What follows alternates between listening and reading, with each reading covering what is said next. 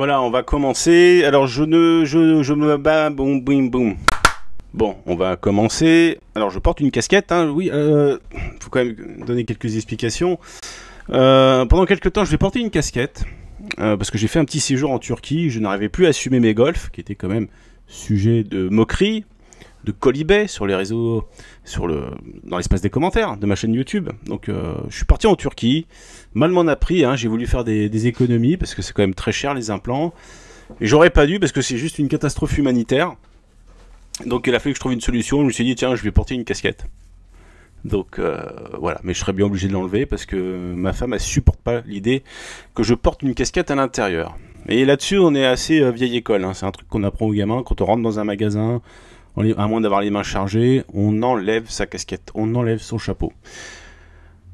C'est mon côté un peu conservateur. Bon allez, on va commencer la chronique.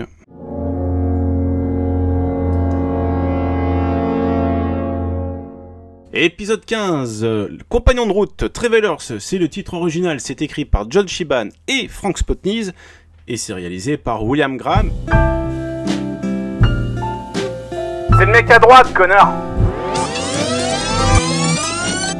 William Graham, je l'avais gentiment épinglé dans le premier épisode de la première saison qu'il avait réalisé, qui s'appelait Espace. Épisode médiocre qui est surtout réputé parce que c'était l'épisode le plus cher pour cette saison, parce qu'il a fallu reconstituer une tour de contrôle. Et pourtant, malgré tout, et c'est ça qui est intéressant avec X-Files, c'est que même dans des épisodes médiocres, on a quelques idées intéressantes, des choses qui vous marquent. Ce visage extraterrestre sur la planète Mars, le visage martien, voilà, tout simplement. Le jeu hanté d'Ed Lauter aussi, qui était bon. Il y avait une ambiance un petit peu oppressante. Donc même si l'épisode il est un peu mou du genou, puis surtout caviardé par des stock shots un peu dégueulasses, ça reste un épisode quand même qui reste dans un coin de la tête. Après, William Graham, il a quand même réalisé des choses beaucoup plus intéressantes. EBE, par exemple, Entité biologique extraterrestre, toujours dans la première saison. Il a fait un épisode Koussi Koussa dans la 4e saison avec l'épisode Télico. Et puis là, ce que les jeunes appellent un banger, donc Compagnon de route, qui se présente sous la forme d'ailleurs de flashback, parce que le personnage principal, l'intérêt principal, c'est Arthur Dales, un ancien agent du FBI, qui va raconter à Mulder les origines du bureau des affaires non classées. Alors la première chose à dire, c'est qu'on peut lire à propos de cet épisode que c'est en fait un hommage à un scénariste blacklisté d'Hollywood, Howard Dimmesdale, pendant donc la fameuse chasse aux sorcières quand le macartisme battait son plein. Alors macartisme, pour mes auditeurs de 8 ans, et d'ailleurs si je puis me permettre, est-ce que tes parents savent que tu regardes ma chaîne, parce qu'il y a quand même des gros mots, donc à moins que tu regardes ça en compagnie de tes parents, mais je pense que vous avez des trucs plus intéressants. Allez chez Dirty Tommy ou chez Mireille, ouais. Non, je rigole. Donc, écoute, je vais t'expliquer, moi, ce que c'est que le McCarthyisme. Ça vient de Joseph McCarthy, un sénateur américain qui traquait via une commission tous les sympathisants communistes. Donc, qu'est-ce que c'était que le communisme? Pour schématiser, c'est une doctrine qui reprend à la base les préceptes de Karl Marx. Donc, le marxisme, ça vient de là. En gros, on s'oppose au capitalisme, on veut une société sans classe sociale, on veut la propriété collective et démocratique des moyens de production, donc plus d'égalité et de fraternité, vraiment pour schématiser, bref, des valeurs qui sont vues comme incompatibles avec le gouvernement. Ah, un message de Nicolas Kedvit-Jodin. Ah oui, tu peux. Nicolas Kedvit-Jodin, c'est mon meilleur copain. Le Pyrrhide rouge a été représenté dans des tas de films de série B. On remplaçait les cocos en fait par des aliens, ou des créatures gigantesques. Don Siegel s'en défendait, mais difficile avec le contexte de l'époque de ne pas penser au climat délétère qui agitait le pays dans son film L'invasion des profanateurs de sépulture. Bon, c'est un vieux DVD zone 2 chez Montparnasse, mais qui fait le taf, hein, au format respecté 4 tiers. Donc là-dedans, on a une histoire d'invasion extraterrestre bien sournoise. On attend que les humains dorment pour les remplacer. Donc beaucoup de paranoïa, de suspicion, pour un petit classique dont le livre déjà m'avait beaucoup marqué, et puis depuis il a été maintes fois remaké. Alors je citerai aussi The Invisible Invaders de Edward Kahn 1959, où des aliens prennent possession des morts pour infiltrer la société. La peur de l'ennemi intérieur, l'allégorie de la crainte des infiltrations idéologiques bat son plein. I am from another planet, outside your galaxy. I'm sorry, I just don't understand. Unless Earth surrenders in 24 hours, we will begin a mass invasion. We are invisible. We are invisible, Adam Penner. From outer space come the invisible invaders. Comme je le disais, la menace communiste avait été terrible pour beaucoup d'artistes qui avaient de la sympathie pour ce mouvement. Beaucoup devaient écrire sous pseudonyme, beaucoup n'ont plus réussi à travailler, la délation battait son plein. Elia Kazan, je te salue pas, donc c'est le réalisateur le plus connu pour ça, c'était un gros délateur, le père Kazan.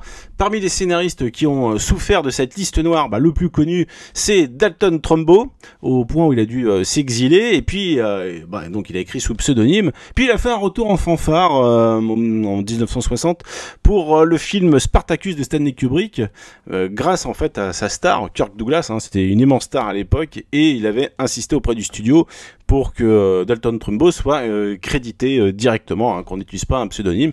Il faut dire que Kirk Douglas, et ma grand-mère le confirmera, il en avait dans le froc. Johnny Got His Gun, je l'ai le DVD. Bon, on s'en fout, de toute façon, vous l'avez pas vu le film. Alors, tout ça pour dire que il s'avère que Dimmesdale écrivait sous le pseudonyme d'Arthur Dales. Donc, Arthur Dales, c'est finalement le personnage de cet épisode, le premier agent à travailler au X-Files. D'ailleurs, l'explication du nom de ce département est donnée dans l'épisode, et d'ailleurs, c'est extrêmement drôle. Alors, je vous laisse le découvrir par vous-même. Sachez néanmoins que Dimmesdale a fini sa carrière en enseignant pendant de nombreuses années à l'American Film Institute, et il a eu comme élève, je vous le donne en mille, John Shiban et Frank Spotnitz, ceux qui leur a donné l'occasion de mettre sur le tapis plusieurs histoires sur son passé, la paranoïa, les trahisons, et puis bien sûr donc cette chasse aux sorcières qu'il a subie de l'intérieur. Et bon, d'après lui, c'était un prétexte pour aujourd'hui, ça se vérifie aussi, même dans notre gouvernement, c'est surtout un prétexte pour des manœuvres politiques tordues. Aujourd'hui, on va vous agiter certains épouvantails pour vous effrayer, et puis derrière, faire passer au sein de l'Assemblée des textes qui nous la met bien profond. On appelle ça la méthode Macron. Darren McGavin, donc, est choisi pour interpréter le rôle d'Arthur Dales à la demande express de Chris Carter, car son rôle dans Kolchak the Night Stalker a été son inspiration principale pour la série X-Files. Alors, après, il n'a pas énormément de place dans l'épisode. Et on a aussi tendance à zapper la performance de l'acteur qui le campe quand il est plus jeune. Donc, il est joué par Frederick Lane, qui est juste magnétique. Moi, je trouve qu'il a des faux airs à Humphrey Bogart. Il est très crédible dans cette temporalité, contrairement à Aaron Eckhart, par exemple, dans le Dahlia Noir de Palma. Là, on sent le flic qui sent l'enquête qui pue, les révélations vont briser un semblant d'innocence. Un comédien révèle son talent dans son jeu, mais aussi et surtout dans ses silences quand il écoute ses partenaires. Qu'est-ce que je peux ajouter? Donc, direction artistique très soignée, c'est évident. Dès le début, avec son prologue dans une maison en ruine.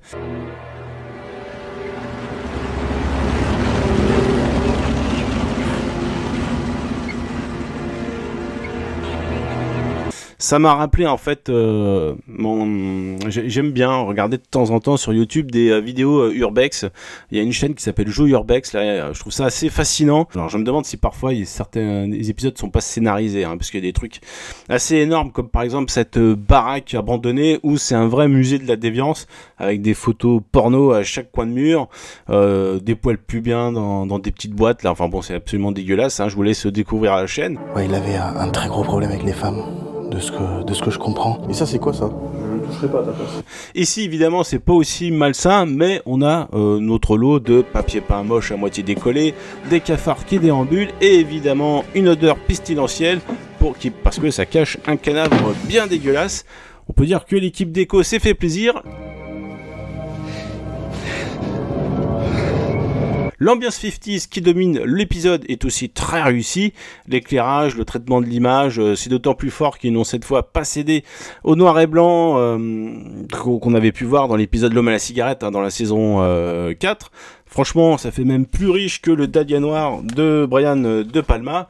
Il n'y a pas cette espèce de filtre jaune pisseux qui est un peu l'apanage des productions Millennium. C'est vrai que quand on regarde les productions Millennium, il y a une espèce de ce filtre dégueulasse, quoi.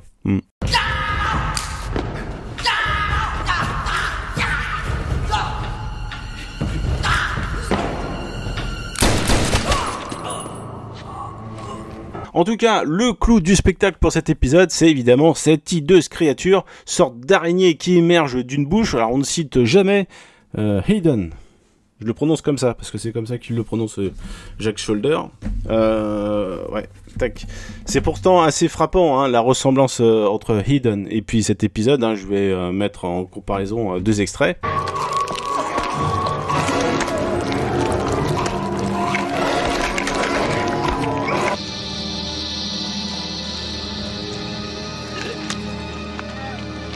Donc là, vous pouvez constater qu'il y a un côté viscéralement dérangeant. Hidden, franchement, ça vaut le coup. C'est une production Robert Chise qui avait produit les Freddy. Tenez, pour faire mon intéressant, je vous montre mon coffret Blu-ray Freddy. Et il faut savoir que donc Robert Chise, producteur de Hidden, a renouvelé sa confiance avec Jack Shoulder, qui va signer Freddy 2, qui est un Freddy assez décrié en fait par certains, apprécié par d'autres. C'est en fait un opus qui est très chargé en séquences homoérotiques.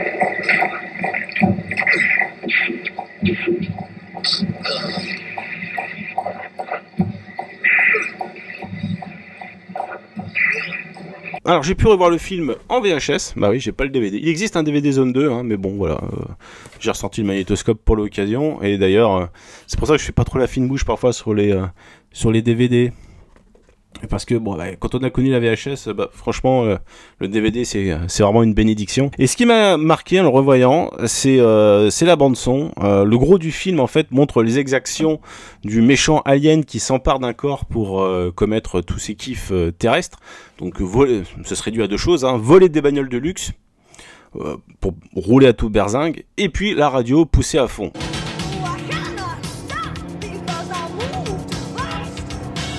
Ça a été très difficile pour moi de ne pas penser à GTA, le 5 notamment, tant on a des scènes où on cumule les différents angles de la voiture lancée à vive allure dans les rues de LA.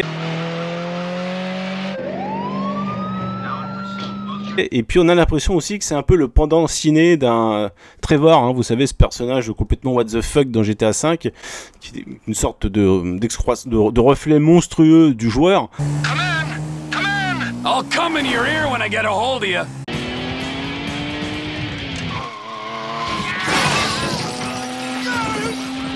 La musique intradigétique, souvent issue des postes radio, nous renvoie en bande-son donc du jeu de Rockstar. C'est indispensable pour accompagner les longs trajets en voiture. Alors, c'est une association d'idées qui m'était aussi venue devant Once Upon a Time in Hollywood de Tarantino. J'avais souvenance de quelques scènes où Brad Pitt roule sans qu'il se passe forcément quelque chose. On voit défiler des quartiers, le son de l'autoradio induit une tonalité, une humeur qui contribue beaucoup à l'atmosphère. Donc, on va revenir un petit peu à Hayden. Le film se laisse regarder. On a un Kyle MacLachlan pré-Twin Peaks, déjà en agent du FBI d'une autre planète, sauf que là c'est littéralement un agent du FBI qui vient d'une autre planète. Franchement, pour les amateurs de SF old school, vous trouverez sans doute votre bonheur. Il y a des idées qui sont assez marrantes. Bon, après au niveau de l'action, c'est de la fusillade de couloir, et ça bon, c'est pas un truc dont je suis très fan. Par exemple dans The Live, que j'ai pu revoir cet été. Ah voilà, il y a un beau Blu-ray de Studio Canal. Eh ben, j'adore les 3 premiers quarts d'heure. Franchement, on est quasi sur... ça aurait pu être un chef-d'œuvre. Après, l'assaut dans les plateaux de chaîne de l'info, je trouve que ça tombe un petit peu à plat. Heureusement, la fin est aussi anarchiste que la fin de LA 2013. Donc ça remet le film sur de bons rails. J'aime beaucoup le film, hein, mais si vous voulez de l'action guérilla où on fait irruption dans le département des nouvelles télévisées, vous avez beaucoup plus bouillonnant en fait, beaucoup plus rageux. Pour ma petite expérience d'amateur de cinéma, il y a Guerre de l'ombre de Ringo Lam, qui est un film complètement fou, que je reverrai avec plaisir d'ailleurs, hein. Ça commence par un attentat d'une extrême violence. Le terroriste jette une grenade dans une bagnole où il y a un nourrisson, quoi. Donc là, on navigue un petit peu dans les eaux d'un film de guerre, voire politique, et puis on va virer au buddy movie policier. Vous avez de l'action bien méchante. Vous avez le méchant de Commando, Vernon Wells, qui campe le fameux terroriste qui se déguise. Donc bon bref, on va arrêter là la digression. On revient dans notre épisode. J'aime énormément aussi l'idée de cadavres qui ne sont que des enveloppes de chair. Tout le contenu, les organes, les os ont disparu. Alors j'ai pas réussi à me rappeler d'autres images proches. C'est pas la première fois en fait qu'on a ce type d'effet. Là récemment j'ai pensé à Berserk parce que je lis un peu ce manga petit à petit, hein, j'en suis au tome 20, où il y avait des dépouilles de moines sur une sorte d'hôtel funéraire. On peut citer évidemment le masque de Leatherface dans Massacre à la tronçonneuse. En tout cas, comme vous pouvez le constater, dans le cadre de cet épisode, on a un équilibre parfait entre des éléments de SF, des éléments visuels de science-fiction très forts, le parasite qui entre dans le corps avec puis les cadavres dégueux, on a la réalité historique avec la chasse aux communistes qui est bien représentée, tout en faisant vraiment une image cinéma. On a là un épisode, pour moi il n'a pas vieilli au niveau de la réalisation, on a vraiment une atmosphère d'un film de long métrage bien chiadé comme il faut, quoi. On a aussi la mythologie X-Files qui est parfaitement greffée, donc peut-être que l'épisode n'est pas parfait, peut-être que j'aurais, à titre perso, j'aurais aimé un peu plus de caractérisation avec le deuxième flic qui accompagne Arthur Dales, on pense évidemment au polar dans le Los Angeles des romans de James Ellroy, j'ai déjà évoqué Ella Confidential. Bon, on peut aussi regretter peut-être que pour rajeunir Mulder, il suffit de lui ajouter une mèche de cheveux. Ça aussi, c'est un petit peu léger, mais en tout cas, c'est pas gênant parce que David Duchovny n'est absolument pas l'acteur principal de cet épisode, quoi. J'ai aussi une réserve concernant la conclusion, malgré une photo splendide et un très beau mouvement de grue, puisqu'on expédie la raison pour laquelle le père de Mulder, quand il était jeune, avait laissé la vie sauve à Skur. Donc ça ne tient pas pour moi. Après tout, le parasite est toujours dans son corps, il ne s'arrêtera pas là. Et puis, quid des gamines qu'il laisse derrière lui. Bah écoutez, c'est tout. Moi, je lui mets quand même un bon 7,5, voire un 8 sur 10. Pour cet épisode qui est un petit peu oublié, on oublie de le citer au profit de, je sais pas, Projet Arctique, Qu'on vient la nuit, bon voilà, les masterclass de la série. Celui-ci, ça a été une redécouverte qui m'a vraiment enchanté, donc écoutez, enjoy.